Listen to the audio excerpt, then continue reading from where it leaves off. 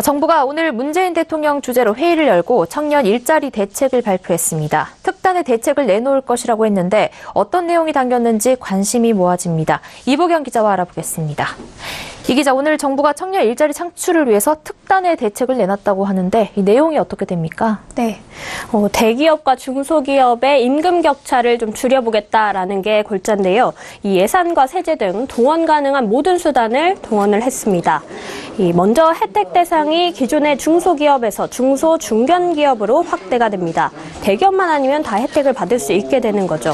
또 중소, 중견기업에 취직한 청년들을 대상으로 현금 자산 지원과 세금 면제를 비롯해서 교통비에 주거비 지원까지 전방위적으로 이 지원을 하게 되는데요. 예를 들어서 설명을 하면 이 중소기업에 신규 취업을 해서 연봉 2,500만 원을 받는 청년의 경우를 예로 들어보겠습니다. 5년간 소득세 전액 면제로 45만 원을 받고요. 청년 내일 채용 공제를 통해서 자산 지원 800만 원을 받습니다. 또 주거비 70만 원에 교통비 지원 120만 원까지 총 1,035만 원을 정부로부터 받을 수 있게 됩니다. 이렇게 해서 이 중소기업 연봉을 대기업 수준인 평균 연봉 3,800만 원으로 높이기로 했습니다. 이번에 특히 눈에 띄는 것이 이 청년 노동자의 목돈 마련 지원 프로그램인 이 청년 내일 채용 공제 사업을 대폭 확대하는 건데요. 현재는 청년 부담이 300만 원, 기업 부담이 400만 원, 정부 부담이 900만 원씩 해서 이 청년이 2년간 중소기업에서 일을 하면 1,600만 원의 목돈이 마련될 수 있도록 하고 있습니다. 그런데 이를 2배 가까이 확대합니다. 즉 청년 600만 원, 기업 600만 원, 정부 1,800만 원 이렇게 해서 3년간 일을 하면 3천만 원이 마련될 수 있도록 합니다.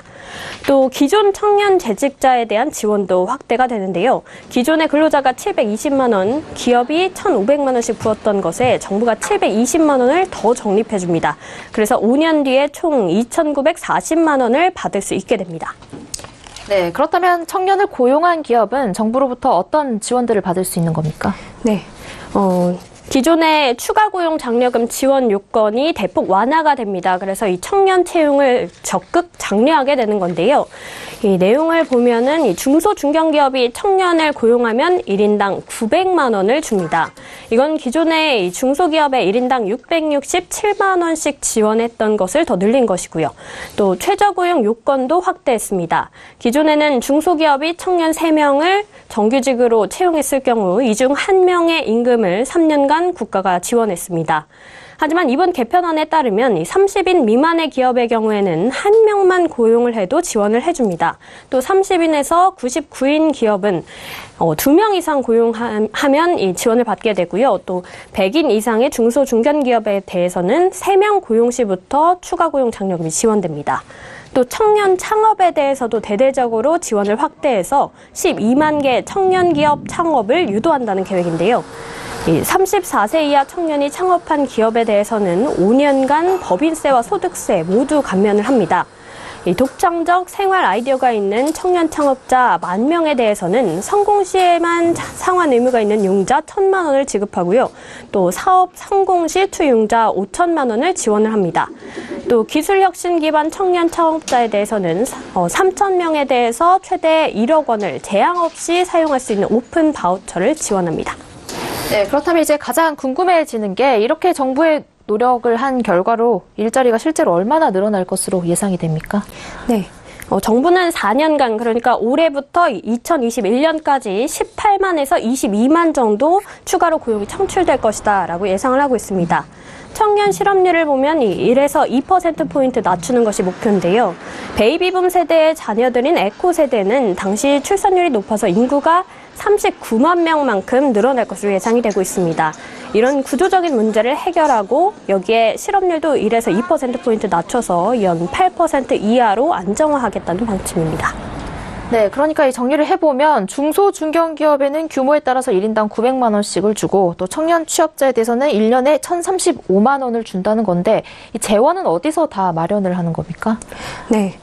김동연 부총리가 여러 차례 밝힌 바 있듯이 추가 경정 편성을 신속하게 추진하겠다는 방침입니다. 우선 4월 초에 국무회의를 거쳐서 4월 중에 국회 통과를 목표로 하겠다라고 밝혔는데요. 이 규모는 4조 원 수준입니다. 또 추경을 위한 국채 발행은 없다라고 밝혔습니다. 또 세제 혜택을 지원을 하게 되면 세수는 8천억 원 정도 줄어들 것으로 보입니다. 네. 4년간 재정을 쏟아 부어서 일자리 문제를 해결하겠다는 건데 이게 좀 너무 한시적인 대책에 그치는 것이 아니냐 이런 우려도 나오거든요. 네, 그렇습니다. 우선 지난해 말에도 벌써 11조 원 규모에 달하는 일자리 추경이 있었는데요. 이렇게 편성된 일자리 예산을 아직 채 다 쓰지도 않았습니다. 이런 상황에서 추경을 또 밀어붙이겠다라는 건데 여기에 대해서는 좀 공감 대응성이 어려울 수 있다는 지적이 나옵니다. 또 구조적인 문제 해결보다는 성과 내기에 집착한 것이 아니냐라는 비판도 나오는데요. 사실 이 청년 일자리의 특성을 보면 우리나라 노동시장의 경직성이 가장 큰 문제로 지적이 됩니다. 이 높은 연봉을 받는 기업의 일자리는 한정이 돼 있고 또 나머지 대다수 기업들은 낮은 연봉 구조를 갖고 있는 상황인데요. 이런 상황에서 이 노동의 유연성마저 떨어지고 있는 겁니다.